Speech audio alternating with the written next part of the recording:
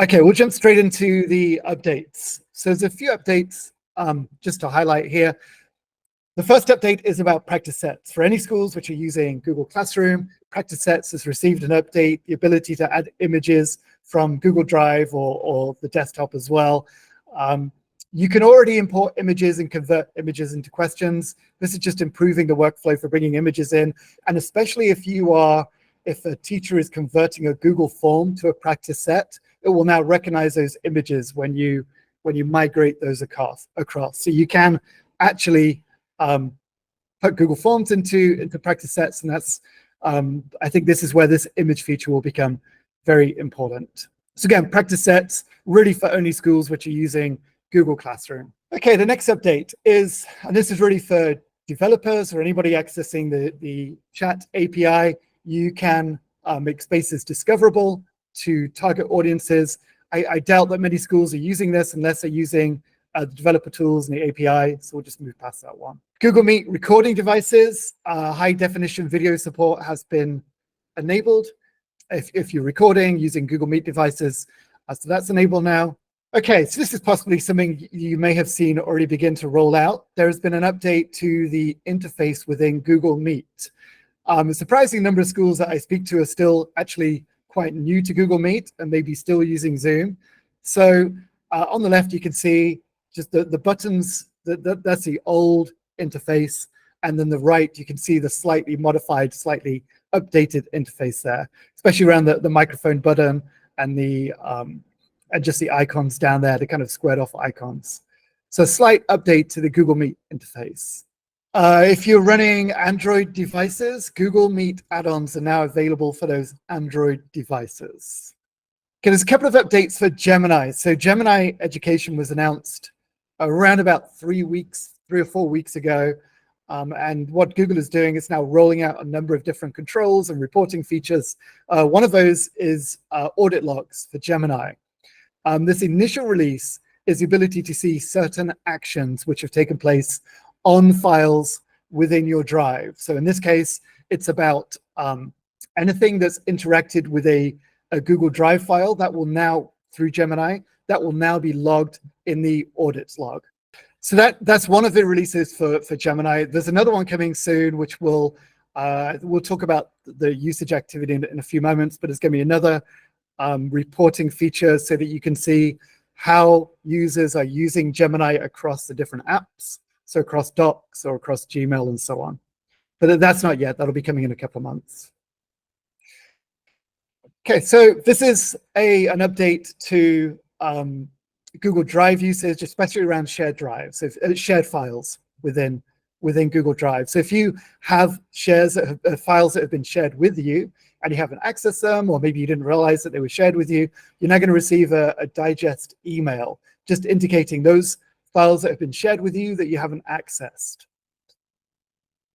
So that will be rolling out shortly. It's good to keep on top of those Drive files.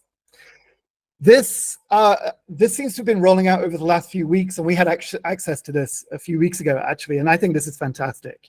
You now have the ability within Google Meet, when you're sharing any windows, it could be a slide deck or it could be a web page, you have the ability to scroll and zoom from within Google Meet. So you have those annotation tools and the ability to scroll and zoom within Google Meet. So there's no need to share your tab, share your window, work in that. You share your tab within Google Meet and you stay in Google Meet, and then you can interact with what you're sharing. Google Slides has seen a minor update, the ability to switch between modes. So you're probably familiar with the different modes. You can now do this within Google Slides as well. So instead of making inadvertent changes, you can change to commenting mode, or you can just switch on viewing mode as well. Viewing mode would be good if you're sharing your screen and your slides are up. Maybe you don't want to share those comments. So just the ability to change the mode within Google Slides viewing. Okay, so within Google Chat or Google Chat Spaces again, there's been an update to allow users to request access to the space. So rather than if they're able to locate the space within the directory, or they have a link to the space, rather than providing explicit access to that user, they can now request access to that space. Google Sheets has seen an update and essentially just just sort of condensing this down. It's the ability to be very granular on what updates you get from Google Sheets. So if there's a specific value or column or range and certain criteria that you want to monitor for changes, you can set that up within Google Sheets, and you'll only be notified of changes when changes impact that range that you have set or that criteria. So if you're monitoring a number of different Google Sheets, which I'm sure we all are, then you have the ability to customize those notifications. Okay, so we just mentioned the Gemini logs just a moment ago. Picking up on this, what you have the ability to do now is within the admin console, you can view Gemini usage across the organization. And you can just see the number of assigned licenses, how many users are active, and the number of active users over time as well. These reports are going to become more useful. As I mentioned just a moment ago, there will be reports of Gemini usage across the different applications. So if you're curious where your users are using Gemini, are they using them in Gmail or in Docs, you'll have the ability to do that in the future. Okay, contact cards has received a little update now, and the organization name. So if you hover over a user, you'll see that contact card come up, and you can obviously, the user can customize what information is displayed there. And in fact, the organization can customize that as well. But now the organization name and department will be displayed alongside your personal information as well. Connected Sheets has received an update for the number of rows that are actually now being supported. So it's a big update going to for row extracts from a BigQuery table up to 500,000 rows. Now, why would you want to use Connected Sheets for visualizing BigQuery data? Because it allows users to visualize any data from BigQuery in the familiar setting of a Google Sheet. And they can actually interact using some of the Google Sheets functions as well. So it just becomes a more familiar environment if you've got that big data. And obviously allowing you to visualize up to 500 rows, you can get a lot of academic data out. I know that some schools are now putting their academic data into BigQuery, and of course, academic data can very, very quickly grow to very massive data sets. So this allows people in a familiar setting to interact with that data. So it's Connected Sheets. Okay, e-signatures. I know that I have seen a couple of people in the community mention that they've had access or they've seen access to e-signature. I believe it's still on the roadmap for rolling out to education. I don't think it's fully rolled out to education just yet. But when it is, e-signatures sits within Google Docs or within Google Drive. You can choose a file, you can choose a PDF from Google Drive, you can right-click on it, and there'll be an e-signature menu, and then you can add an e-signature block to your document, so your doc or your PDF, and send that out for signing. A lot of people have asked, can you manage this in bulk? So for example, could you send out a signature request to 100 parents at one time?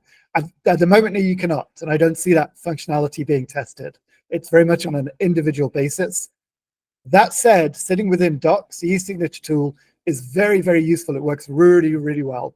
And the update for this is that you're able to put in custom text fields within the e-signature tool. So that's expanded rather than just having, I believe before it was name, date, initials, signature, obviously. Now you can have those custom text fields and make it more flexible for how you're using the e-signature tool. Yeah, more similar, getting towards what a DocuSign or a Dropbox sign does. Yeah. Voice typing has seen a slight update.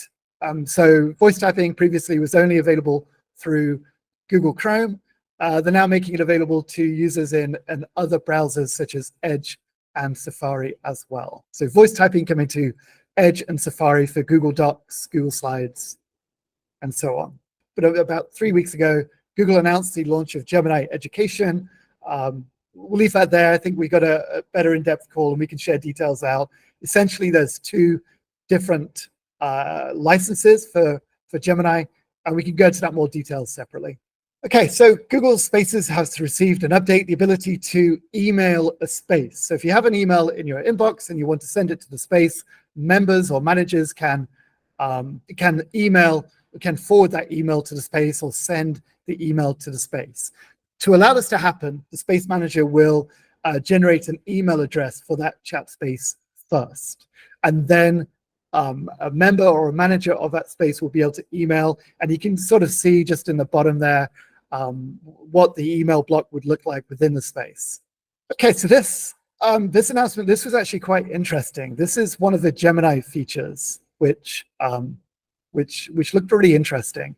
If you're in a meeting space and you have perhaps a hybrid meeting, some people are in the office on a meeting, some people are joining remotely, what Google Meet will now allow you to do is connect the audio from multiple devices to create the Meet audio, as it were. So rather than having formal meeting hardware in the room, you can actually use your devices, which would then be connected to create the conference room audio, as it were. So it's quite interesting. Obviously, it's using AI to enable that. And then your devices would become the Google Meet hardware, the audio hardware. Okay, I guess this is sort of tied into the update we just mentioned a few moments ago. There's now the activity page within Google Drive. You'll see recent shares as well. So not only that digest email that you're going to receive of files that have been shared with you, but you're also going to receive that information within the activity page within Google Drive. Okay, nice little update. Actually, this is a really useful update, in fact, in Google Drive. When you hover over a video file within Google Drive, so rather than trying to determine what the content is from the title of the video, you can now just hover over it without opening it. So you can hover over the video and it will show like a little thumbnail, a preview of the video. I think that's really useful, especially if you're working with videos a lot in Google Drive. And then similarly with other file types, you can do the same. Just hover over. I think I've been seeing this for quite a while, actually, but maybe it's been beta for a while.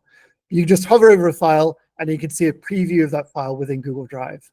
Spanish and Portuguese are now supported in the Help Me Write feature within Gemini. So currently, I believe there's only 3 languages supported: English, Spanish, and Portuguese.